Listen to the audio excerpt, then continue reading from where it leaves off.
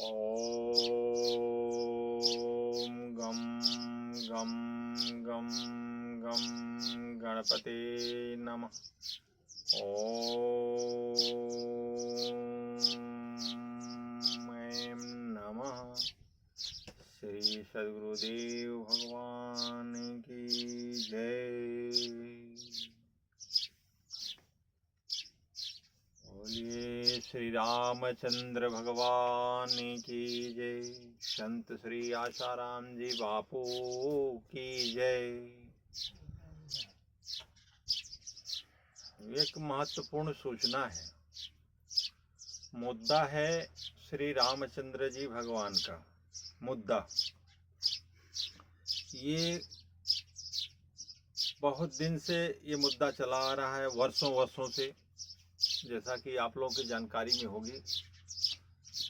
अयोध्या का श्री रामचंद्र भगवान की जन्मभूमि का मुद्दा है। तो उस मुद्दे को मतलब काफ़ी लंबे समय तक चलते चलते, और उसका निर्णय बहुत पहले आ चुका था, बहुत पहले, आज नहीं, बहुत पहले नरसिम्हा राव जी के ज़माने में ही उसका निर्णय आ चुका था। और उसमें यह हुआ था कि 5 एकड़ ज़मीन अगर मुसलमानों को दे दिया जाए तो राम मंदिर बनाए हिंदू, कोई दिक्कत नहीं है। लेकिन फिलहाल उस पर हिंदुओं ने माना नहीं था, शंकराचार्य जी नहीं माने थे, और भी जो अपने दिव्य संत हैं उन लोगों ने भी नहीं माना था। लेकिन इन प्रकारेण नरेंद्र मोदी जी अपनी वाहवाही को लूटने के लिए, अपनी महिमा को प्रदर्शन करने के लिए, उन्होंने राम मंदिर का मुद्दा कह रहे हैं कि राम मंदिर हमने बनाया।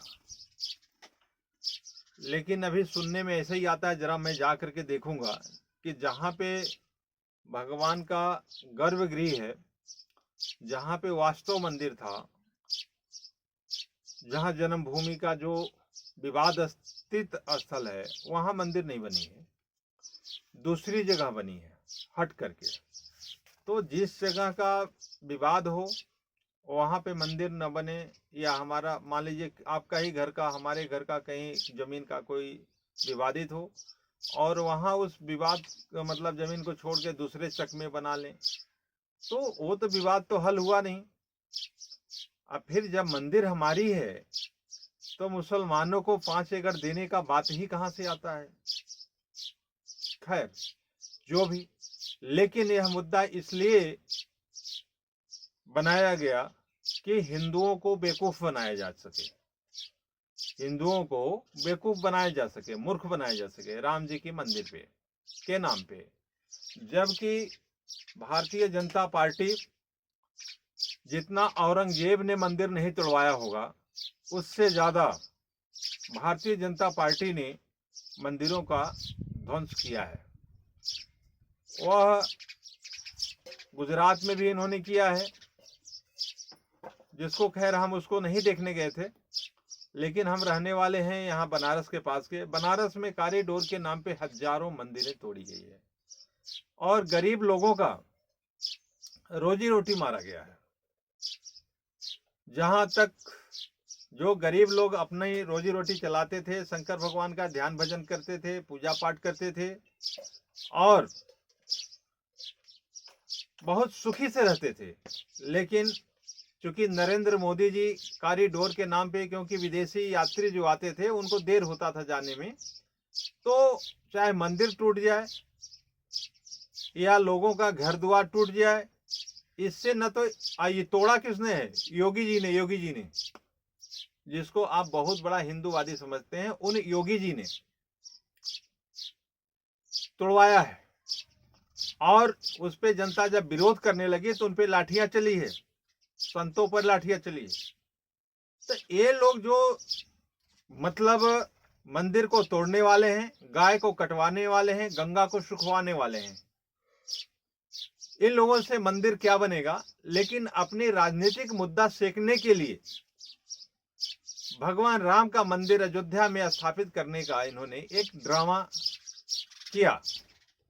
पब्लिक में तो इनकी ड्रामा चल गई थोड़ी देर के लिए, लेकिन इनकी ड्रामा भगवान राम से कैसे चल पाएगी?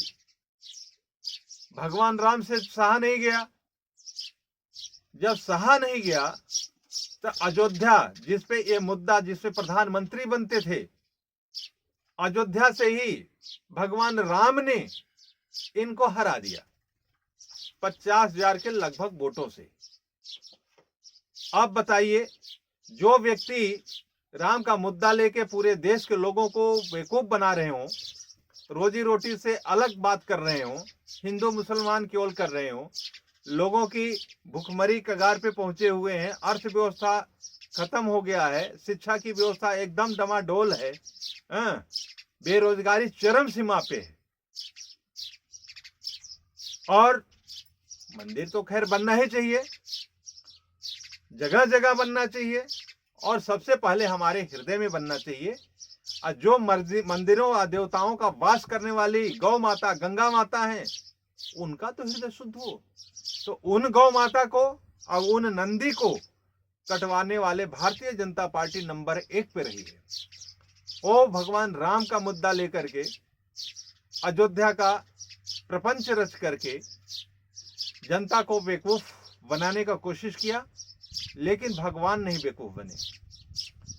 ऐसे ही परम पूज्य संत श्री आसाराम जी बापू ने कहा है कि कोई भी हिंदू विरोधी पार्टी हो, कोई भी पार्टी हो, हिंदू विरोधी, चाहे मैं भी क्यों न रहूं, हिंदू विरोधी, बापू ने कहा है, परम पूज्य संत श्री आसाराम जी बापू जी ने कहा है, हिंदू विरोधी कोई भी पार्टी भारत में टिक नहीं सकती और जड़ से नष्ट हो जाएगी। ऐसे ही कांग्रेस का एकदम सफाया था। बीजेपी को कुछ लोगों ने सोचा था कि हिंदूवादी है, आई और जाने की कगार पे है। ये दोनों पार्टियां एक ही तरह के थाली के चट्टे बट्टे हैं। और भी जितनी पार्टियां हैं जो कि गौ हत्यारी पार्टियां हैं, इन पे भरोसा करना तो बिल्कुल जनता को भरोसा ही नहीं करना चाहिए। फिलहाल इस बार बीजेपी का भी नारा चल रहा था 400 पार, 200 पार करना मुश्किल हो गया। 200 पार, 200 के अंदर इन्होंने सही सीटें जीती हैं। 200 के ऊपर जो सीटें गई है बेईमानी की सीटें हैं। ये बेईमानी की 5 जगह तो हमसे बेईमानी किया इन्होंने, 5 जगह हमसे बेईमानी किया। ये मैं स्वतः प्रमाणित हूं। इलेक्शन कमीशन को हमने जो है मतलब अपना चिट्ठी लिख करके कहा है कि वहां का इलेक्शन का मैं विरोध करता हूं। प्रयागराज, आजमगढ़, भदोही, मिर्जापुर, गाजियाबाद, 5 जगह तो इन्होंने हमसे बेईमानी की है। अब रही बात, आपको मैं बता दूं बनारस की। बनारस में पहले जब मोदी जी को 2014 में 3 लाख 4 लाख से आगे वोटों से जीते थे, काउंटिंग पूरा कंफर्म नहीं है, मैं बता दूंगा देख करके, अगर चाहिए आप देख लीजिएगा, नेट पे चल रहा है। 3 लाख से ज्यादा वोटों से लीड किया था इन्होंने। लेकिन अब क्या हुआ, 1.5 लाख से भी ज्यादा लीड करना मुश्किल हो गया। यानी बनारस की जनता इनको नकार चुकी है, देश की जनता इनको नकार चुकी थी। लेकिन फिर भी 1500 लोग इनके खिलाफ चुनाव लड़ने वाले थे। लेकिन भाई साहब, इन्होंने सबके साथ बेईमानी की, छल कपट किया। इलेक्शन कमीशन ने यहाँ बहुत बड़ा जो है खतरनाक काम किया है। एक पार्टी का सहयोग किया, जिसमें भारतीय जनता पार्टी और नरेंद्र मोदी जी। बाकी लोगों को पर्चा तक नहीं भरने दिया गया है, लड़ने की बात छोड़ दीजिए।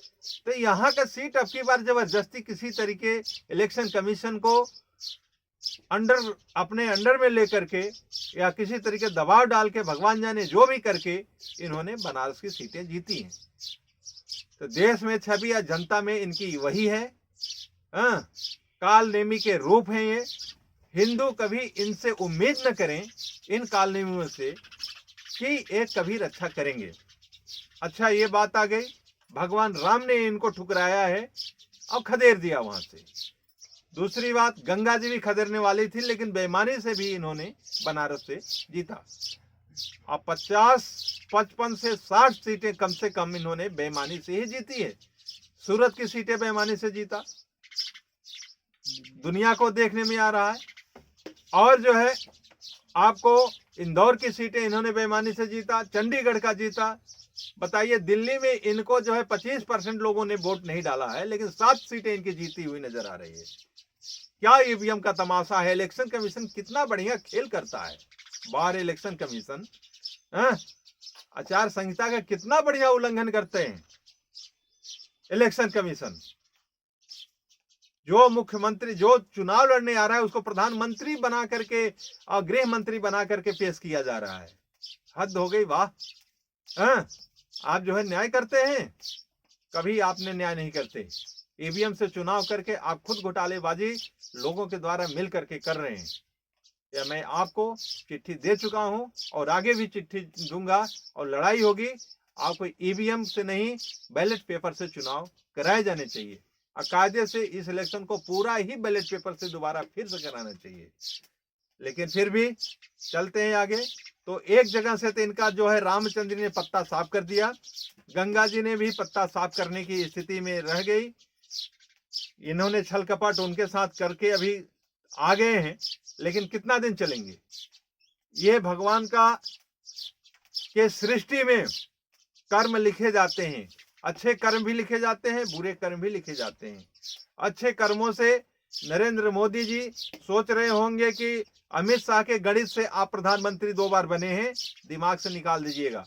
ये संतों के आशीर्वाद, भक्तों के मतलब कृपा से आप जो है भगवान भी उसमें थोड़ा सहयोग कर दिए थे और आपका पुण्य बढ़ा और आप प्रधानमंत्री हुए। और सोच रहे हो कि अब 400 पार का नारा था ना आपका, कहाँ गया 400 पार। 4 भी पार करना मुश्किल हो जाता, 200 पार करना मुश्किल हो जाता आपको। लेकिन यह है कि आपने बेईमानी का सहयोग करके फिलहाल जो भी थोड़ी बहुत सीटें जीते हैं, लेकिन संतोषजनक तो नहीं है। ठीक है, तो इन सारी बातों को और बीच में लाता हूं परम पूज्य संत श्री आसाराम जी बापू जी को। परम पूज्य संत श्री आसाराम जी बापू जी कांग्रेस के जमाने में जेल गए थे और आपके जमाने में 10 साल कंटिन्यू जेल में रहे हैं। उनको इस ढंग से प्रताड़ित किया जा रहा है कि आज उनको न भोजन मिल रहा है, न पानी मिल रही है।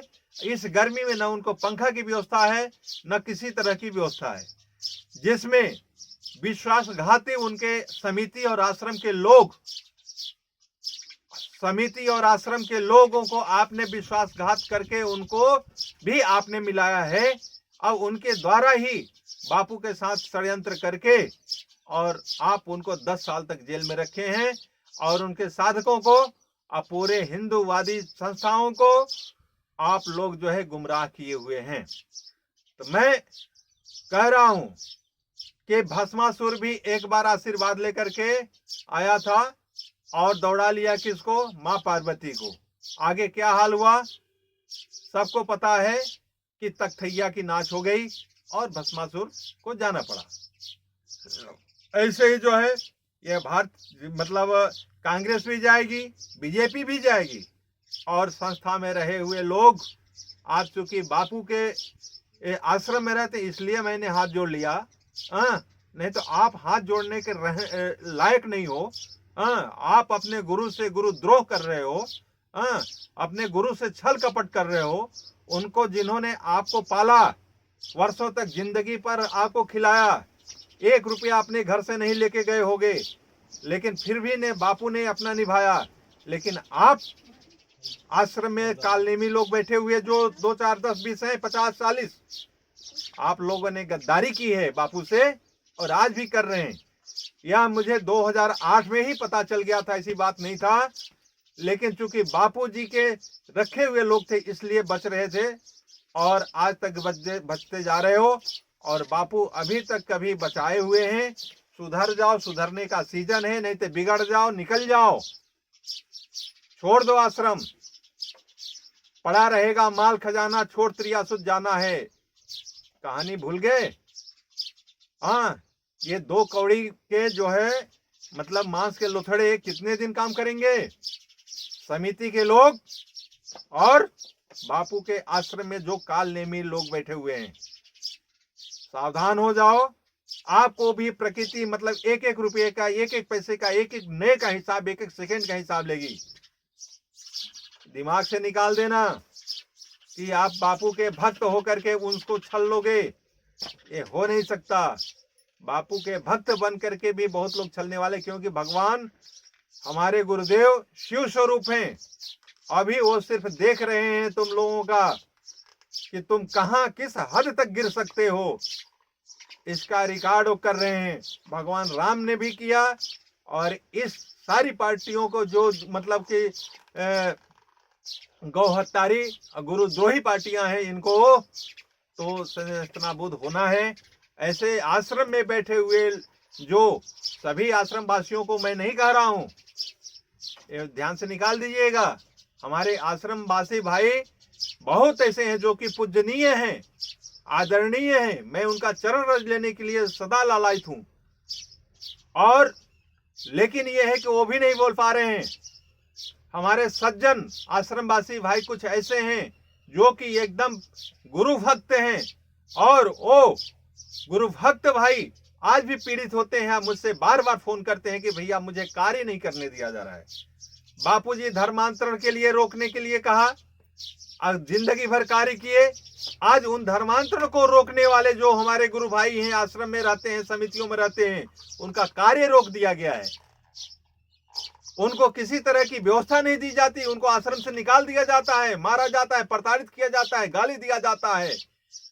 ऐसे मेरे गुरु भक्त गुरु भाइयों को मैं नमन करता हूं, प्रणाम करता हूं। जो लेकिन आप कब तक सहेंगे? आप भी अपना अपना हथियार उठाइए। बिना उससे लड़ाई का कभी समझौता हुआ नहीं है। जब दुर्योधन के जमाने में कभी नहीं हुआ, हिरण्यकश्यप के जमाने में नहीं हुआ, भगवान को प्रकट होना पड़ा, चीर फाड़ करना पड़ा। रावण के जमाने में जब नहीं हुआ, तो आप सोचेंगे कि बैठे बैठे केवल संकल्प से काम हो जाएगा। दिमाग से निकाल लीजिएगा। मैं ऐसे तमाम गुरु भाइयों को जानता हूं जो कि पीड़ित हैं, और आश्रम के संचालक भी हैं।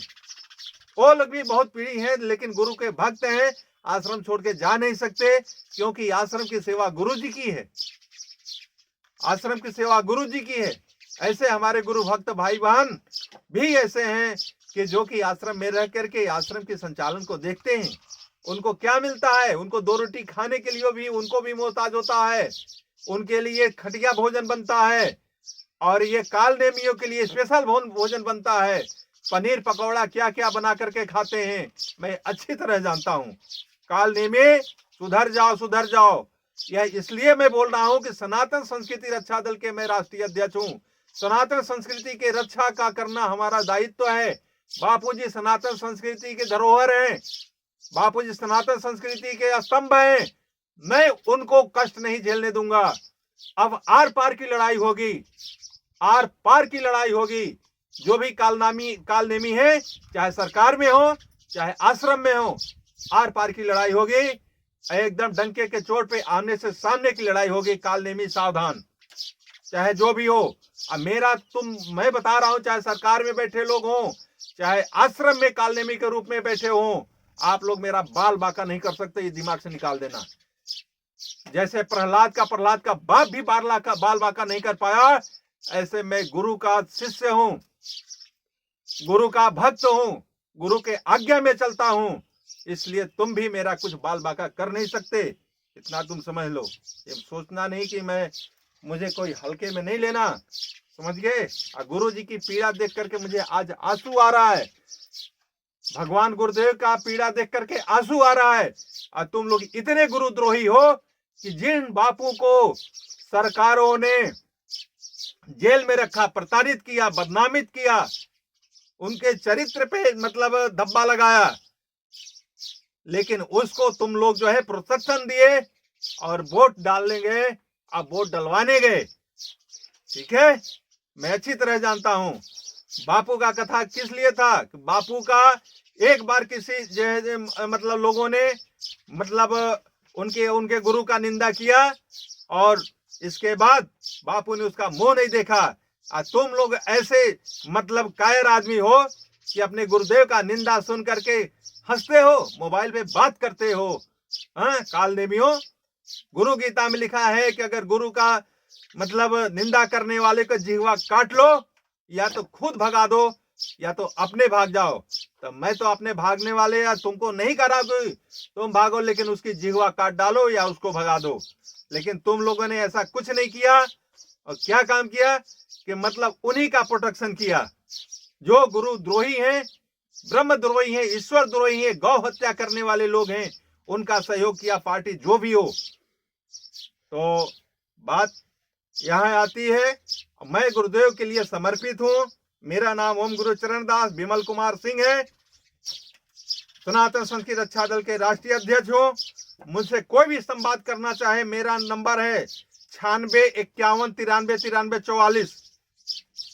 फिर से सुनो, 9651939344, यानी 9651939344।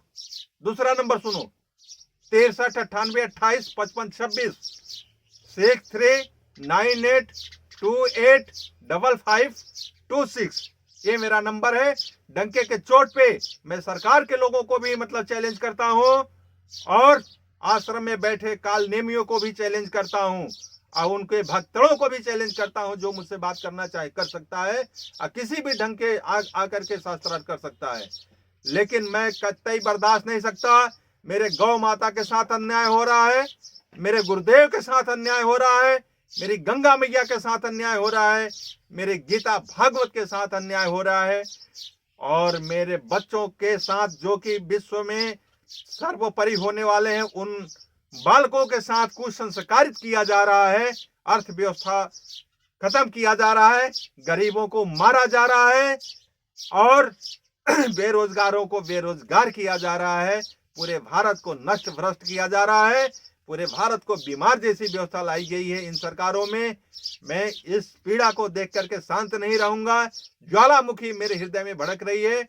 मैं गुरुदेव का अपमान का, मैं अपने गुरुदेव संत श्री आसाराम जी बापू जी का अपमान का, चाहे मीडिया का हो, चाहे सरकार का हो, चाहे आश्रम में बैठे या समिति में बैठे कालनेमियों का हो, एक एक पैसे का हिसाब लूंगा और बापू के चरणों में अर्पण करूंगा।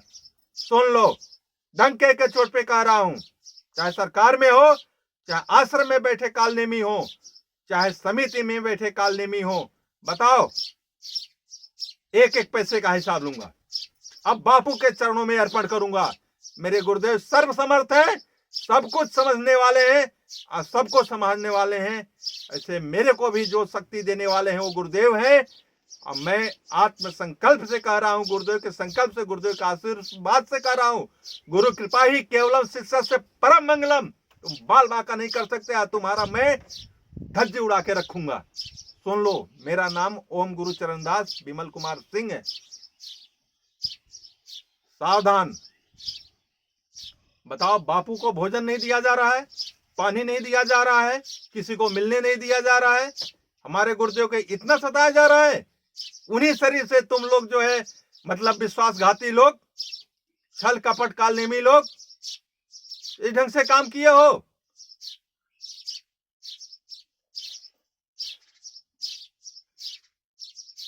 सावधान हो जाओ। अब मैं तुम लोगों के जैसे जो है मतलब कायर नहीं हूं, डंके के चोट पे बोल रहा हूं। कायर लोग जो है ना, वो अंदर से छुरी घोंपते हैं, ऐसा काम मेरे लिए नहीं होता है। मैं छत्री का खानदान का औलाद हूं और बापू का शिष्य हूं। खैर, फिलहाल आज यहीं पे विराम करते हैं। आगे अगली लड़ाई मेरा सरकार से भी, मीडिया से भी, न्यायपालिका से भी, और न्यायपालिका को भी चैलेंज करता हूं। न्यायपालिका, आपने अन्याय किया है, आपके ऊपर भरोसा उठ गया है, आप पूरे विश्व में निंदनीय हो।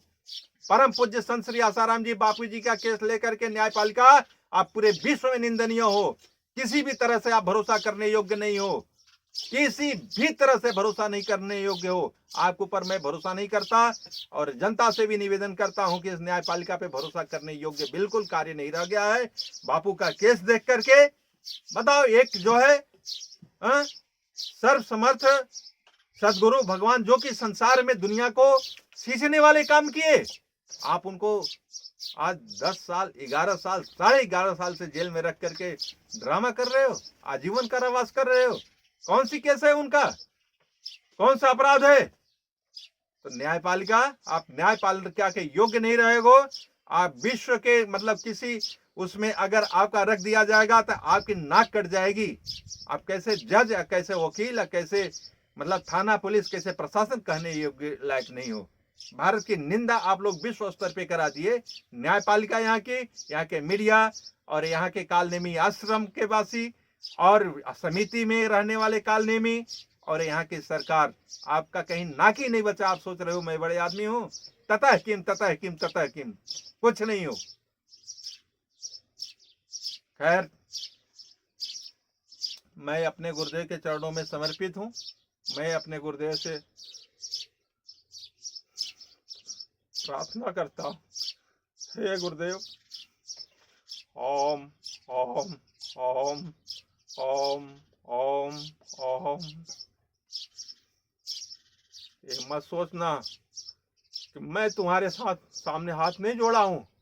मैं अपने गुरुदेव से प्रार्थना कर रहा हूं, हे गुरुदेव, विश्व को बचाए, हे गुरुदेव, पूरे ब्रह्मांड को बचाए, हे गुरुदेव, पूरे विश्व को बचाए, इन कालनेमियों से विश्व को बचाए, पृथ्वी को बचाए, हे गुरुदेव, हे प्रभु, हे अनंत दाता, हे शिव स्वरूप सदगुरुदेव भगवान, पृथ्वी को बचाए, ब्रह्मांड को बचाए इन राक्षसों से। गुरुदेव प्रभु त्राहिमाम त्राहिमाम, मैं आपके चरणों में वंदन करता हूँ, हे प्रभु। आपके लिए आपसे ही प्रार्थना करता हूँ, मेरे गुरुदेव को। ओम ओम नारायण। इन कालनेमियों का सर्वनाश हो, सर्वनाश हो, सर्वनाश हो, सर्वनाश हो, सर्वनाश हो। आश्रम समिति में बैठे और सरकार, न्यायपालिका, मीडिया, प्रशासन में जो भी कालनेमी हो, बजरंग बली, आपसे मैं प्रार्थना करता हूँ, इन कालनेमियों को धराशायी करे, हे प्रभु। ओम ओम ओम ओम ओम। गुरुदेव गुरुदेव गुरुदेव गुरुदेव।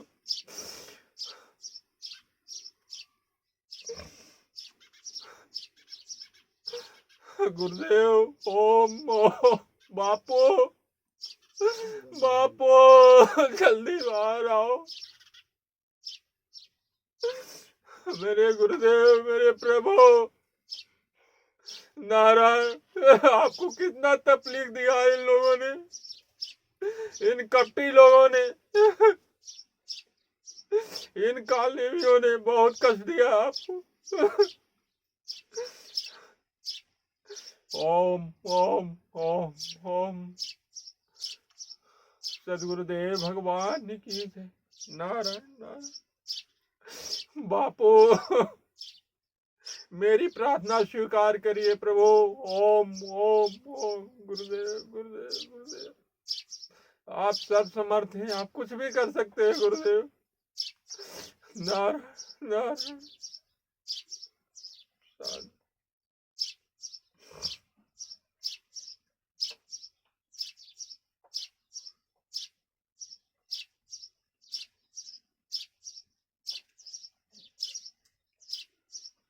बंद करो।